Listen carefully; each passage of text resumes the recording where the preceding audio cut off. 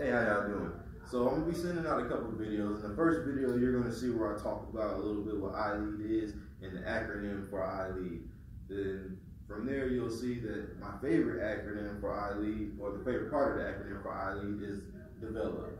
I develop. And development takes a whole lot of work, and part of developing myself has been reading books outside of what class materials require. One of the books that I'm reading right now is The 21 Most Powerful Minutes in a Leader's Day by Maxwell. It's a pretty good read so far. I'm almost done with it. If you want to pick it up, I definitely recommend it. If not, I understand that too. I'm going to share a few points that I thought were great in my reading today. A whole lot of good stuff, but in my reading today, I found 4 great points that I thought would be really good for you guys, so I wanted to share it. It's talking about paradigm shift.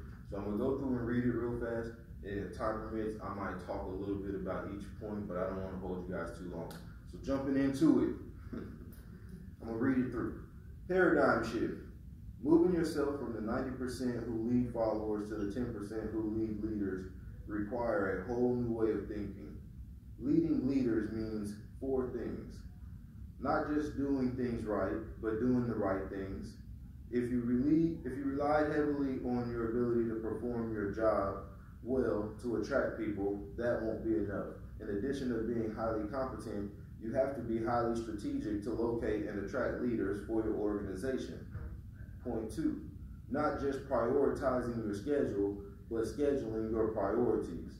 All leaders are busy people, and as they prioritize their schedules, developing others often goes to the back burner. But to employ a team of good leaders, you will have to make developing people a top priority.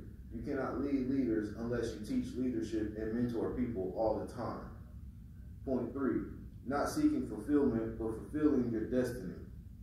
Our culture places extremely high price on personal fulfillment, but fulfillment is a lot like happiness.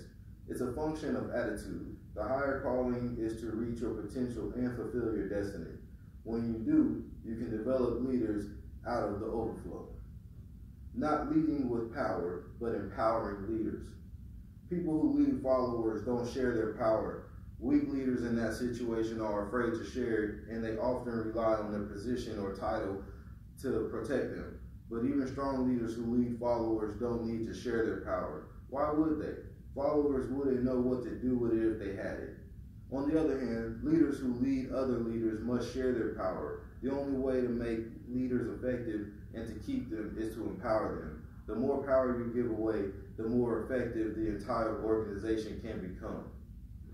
So it goes on a little bit further talking about why you should do those type of principles, but I just thought that was dynamic enough, man. 4 great things about shifting your leadership paradigm to get you out of self-centered focus to group focus, which in turn creates a legacy for you. And that's what we're all out here trying to do, create a legacy. You don't want to do something that once you're gone, it's over. Nobody knows how to duplicate what you were doing because you didn't invest in them and help them to grow. All you wanted was the return for yourself. The opposite is what a true and a great leader is. A great leader is going to leave a legacy. They're going to give as much of themselves as possible to empower the group so that when they leave, they have a group to come back to, and hopefully a group that has flourished well beyond their wildest dreams. And that's what I want iLead to do for all of our clubs here on this campus. I really think it can happen. With more great information like this, I'm going to definitely try to provide, and I'm always open hands to information and suggestions and questions and concerns that you guys might have. So feel free to email me, contact me, come down to the office of Student Life here in B270. I'll be more than happy to hear from you and try to fill in the gaps where I can. Until then, I appreciate you spending some time with me, and let's talk over these, and let's just hit these 4 points real quick, and I'm gonna get out y'all here. A leader's paradigm shift, not just doing things right, but doing the right things. Number 2, not just prioritizing your schedule, but scheduling your priorities. Number 3, not seeking fulfillment, but fulfilling your destiny. And number 4, not leading with power, but empowering leaders. If you do these 4 steps and try to practice and develop new tricks and tips on how to do it, I promise you'll go a lot further in life. Until then, I hope you have a great one. I'll see you soon. Peace.